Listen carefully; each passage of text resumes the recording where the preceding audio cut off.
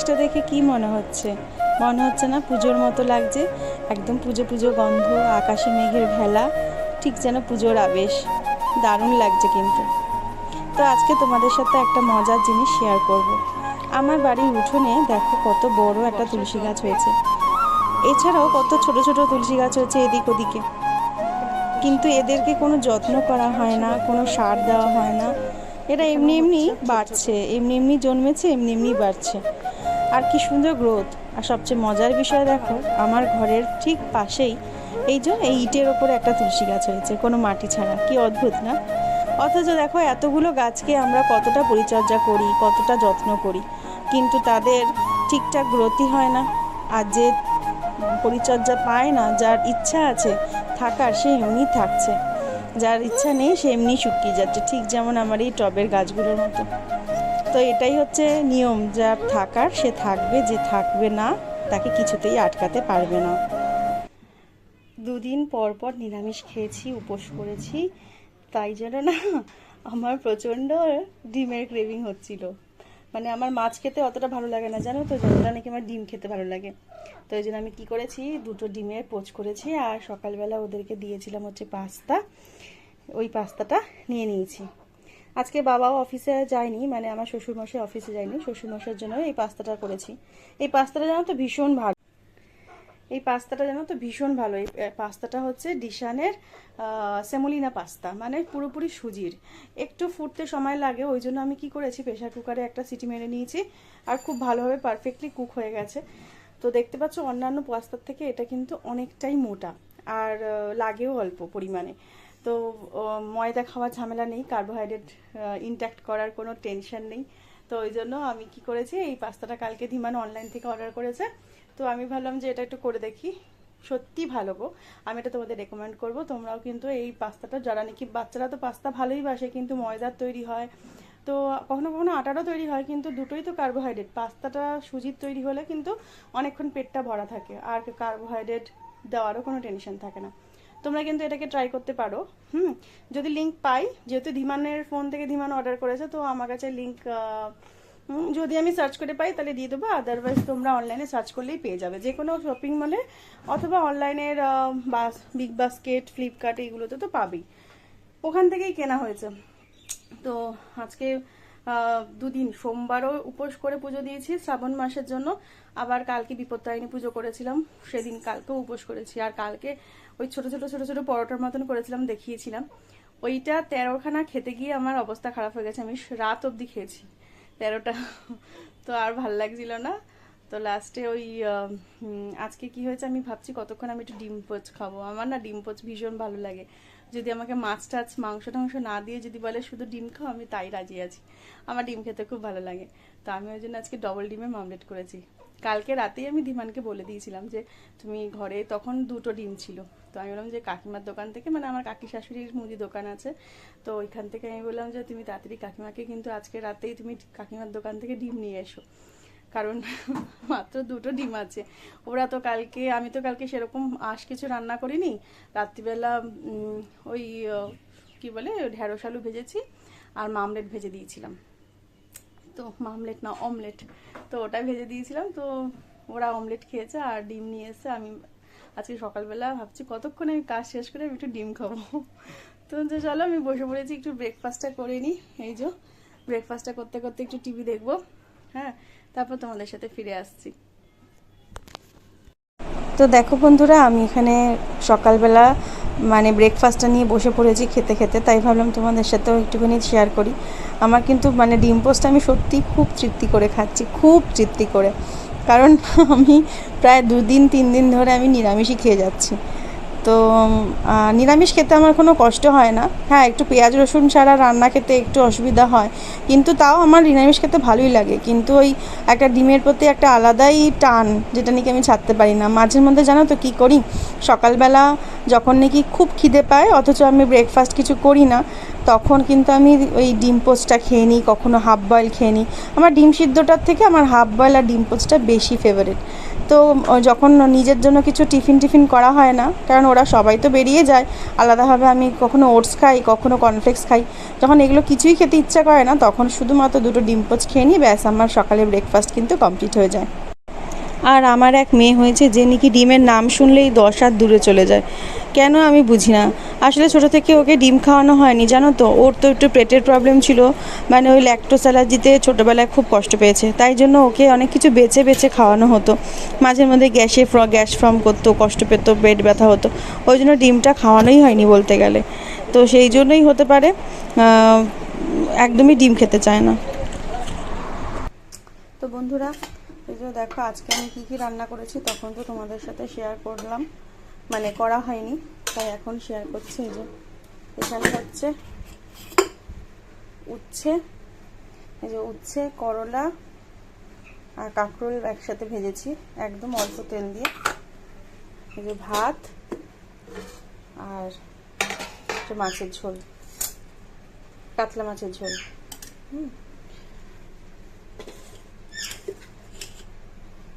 তো এখন মেয়ে চলে এসছে, কি চাই তোর? যা গিয়ে বস, আমি নিয়ে আসছি খাওয়ার।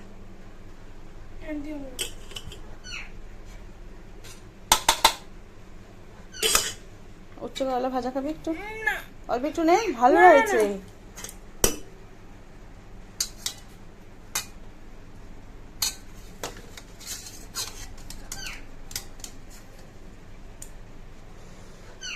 ওকে মাছটা বেড়ে দিই, আর পড়তে যাবে, তাই জন্য তাড়াতাড়ি করছে। পাতলা হয়েছে কিন্তু খেতে টেস্ট হয়েছে। আমি তো খেয়েই ওকে আনতে গেলাম। পাতলা হয়েছে কিন্তু খেতে ভালোই টেস্ট হয়েছে। চলো ওকে খাইয়ে দিই।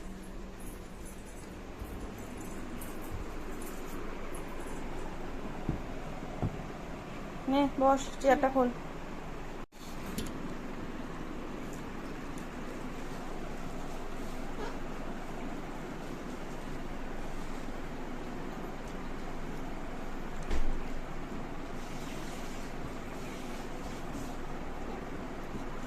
লেবুটার কি গন্ধ লেবুটার, যেমন রস তেমন গন্ধ লেবুটার। আয় চলে, মাছটাও হেভি ফ্রেশ। নে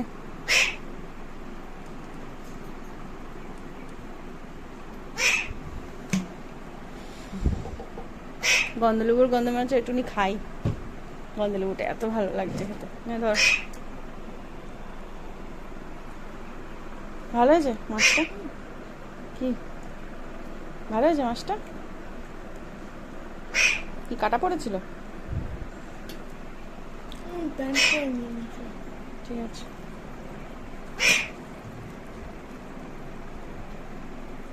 নে মুখ নিচু কর।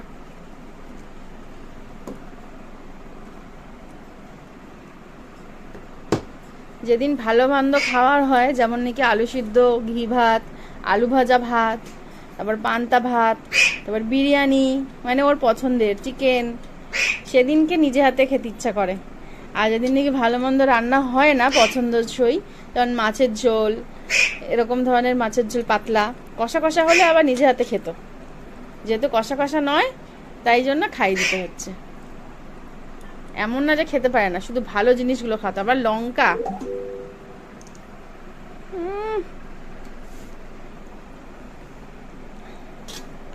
ফলের রসটা আর কুলেখাড়াটা অনেকদিন খাওয়া হচ্ছে না। কুলেখাড়াটা খেয়ে মানে আমরা দুজনেই খাই জানো তো, আর খেয়ে যথেষ্ট উপকারও পেয়েছি। আমাদের দুজনের, আমার আর মেয়ের দুজনেরই জানো তো হিমোগ্লোবিন খুবই লো, মানে টেস্টের রিপোর্টে যা এসছে সেই হিসাবে খুবই লো। তো আমাদের বলেছিল যে আয়রনের ট্যাবলেট খেতে, তো আয়রনের ট্যাবলেট বেশি খাওয়াও মানে ভালো না, তাই জন্য আর ডাক্তার দেখিয়ে তখন তো দেখানোও হয়নি। তো আমাকে মা বললো যে, মানে আমার মা বললো যে কুলেখাড়া খেতে। তো আমি ওই জন্য কী করি, প্রত্যেক দিন কুলেখাড়া সিদ্ধ করে রাখি। তো বেশি মানে সিদ্ধ করে রেখে সেটাকে একসাথে একটু বেশি করেই করি আর ফ্রিজে রেখে দিই, ওটা 2 দিন যায়। তো তো কুলেখাড়াটা অনেক দিন ধরে ওকে খাওয়ানো হচ্ছে না এই টাইমিংয়ের প্রবলেমের জন্য। স্কুল থেকে আসছে, স্নান করতে করতে এত দেরি করে, আর মানে কুলেখাড়া খাওয়ানোর সময় চলে যায়। 4টের মধ্যে খাওয়াতে পারলে খুব ভালো। তো তখন ভাত খাবে নাকি কুলেখাড়ার রস খাবে সেটাই বুঝে ওঠা যায় না। তার সাথে আবার ফলটাও খাওয়ানো হচ্ছে না ওই টাইমিং প্রবলেমের জন্য। এখন থেকে ভাবছি, প্রায় ভাবি যে ফলটা স্কুলে নিয়ে যাব, আর হয়েই ওঠে না। যেদিন দাঁত তুলে এসেছিলাম সেই দিনকে আইসক্রিম খেতে বলেছিল ডাক্তার, তো ওই জন্য ধীমান কী করেছে, পুরো একটা আইসক্রিম এনেছে, তার সাথে 2টো স্টিক এনেছে কেশর পিস্তা। তো আমি চকলেটটা খুব একটা খাই না, কিন্তু এই ফ্লেভারটা আমার, এই ক্র্যাকেলসটা খুব ভালো লাগে খেতে। ভেতরে ভেতরে যে চকলেটের বলসগুলো আছে ওগুলো আমার ভীষণ প্রিয়। তো আমি ওই একটা টাব পুরো আমি নিজেই শেষ করে দিয়েছি, আর সামান্য একটু বাকি আছে, ওটাও পরে শেষ করে দেবো। আর দেখো পুরো একটা টাব নিয়ে চলে এসেছিল, শেষ করেও ফেলেছি।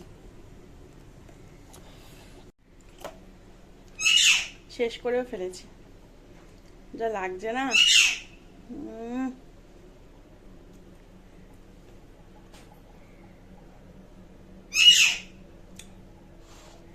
ভাত ঠিক করে খেতে পারছি না, মানে ভালো লাগছে না।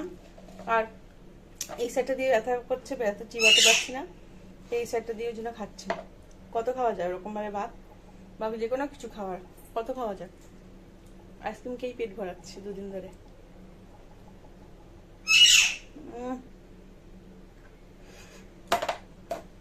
মাঝখানে যে বলগুলো, ক্র্যাকেলগুলো, ওগুলো ফাটাফাটি লাগছে খেতে।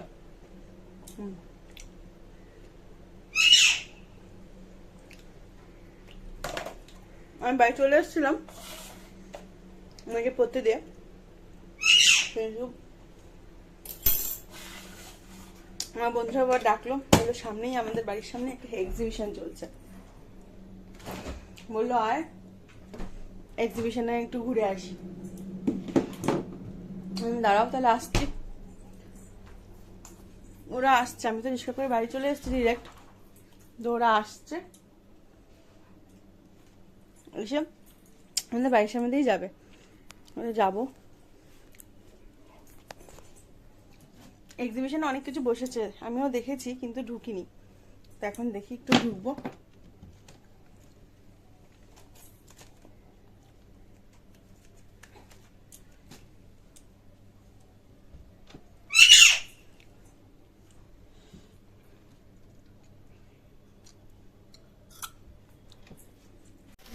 খুব সুন্দর নাকি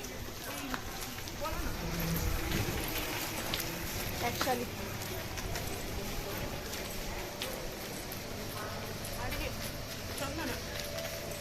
নামটা আমি লিখে দিয়ে কাস্টমাইজ টি-শার্ট এইসবগুলো করছে এখানে। আমি দেখেছি, তোমাকে যে বলবো, আমি তো শুনছি ফিশ ফ্রাই পাওয়া যাচ্ছে, খাবারও পাওয়া যাচ্ছে। কালকে আমি শুনছিলাম, তোমাকে একটু যে আমি বলবো মনেই থাকে না, কতদিন থেকে দেখছেন যে পাপি এখানে যাবে, বৃহস্পতিবার দিন যাবো। এই কালীগঞ্জের ব্র্যান্ড কি একটা খুলেছে, ওই যে ওটা, কোনটা তুমি যে আমাকে বললে, আমি বললাম হ্যাঁ, আরে ওই ওয়্যারলেসে যেতে, হ্যাঁ খোলা থাকে, ওয়্যারলেসে যেতে, তারপর বিশাল। আরে আমি আজকে মোবাইল না, আমি কালকেই দেখলাম, তুমি মোবাইলটা করে বলে হ্যাঁ ওটাই, ওই দোকানটাই। আমি দেখেছি ওর বাবা বললো যে এইটা পুজোর সময় এখানে কিনো, আমি হ্যাঁ ব্র্যান্ডেড ভালো কালেকশন হয়ে গেছে, ছেলেদের কালেকশন ভালো আছে, আর ব্র্যান্ডেড আছে। বাড়ির ঠিক সামনেই এই এক্সিবিশনটা বসেছে। অনেক কিছু, মানে একটা অনলাইনে হয় না, ফেসবুকের কিছু বিভিন্ন রকম গ্রুপ থাকে, সেই গ্রুপ থেকেই এই এক্সিবিশনটা নিয়ে বসিয়েছিল। আর দেখতেই পাচ্ছ প্রচুর জামা কাপড়ের দোকান আছে, তারপরে অর্নামেন্টসেরও দোকান আছে, খাওয়ারও দোকান আছে। অবশ্য আমরা যখন গেছিলাম তখন খাওয়ার দোকানগুলো তখনও মানে স্টল খোলেনি, তখন সবে ওরা প্রিপারেশন নিচ্ছিল খোলার। তো দেখো বিভিন্ন রকমের ভ্যারাইটি অর্নামেন্টস, আমার কিন্তু খুব ভালো লেগেছে। একদিন অবশ্যই যাব কিনতে, আছে রবিবার অবধি সময় আছে, যদি পারি এর মধ্যে একদিন যাব। আমার একটা চুড়ি খুব পছন্দ হয়েছে, লাস্টে তোমাদেরকে দেখাচ্ছি।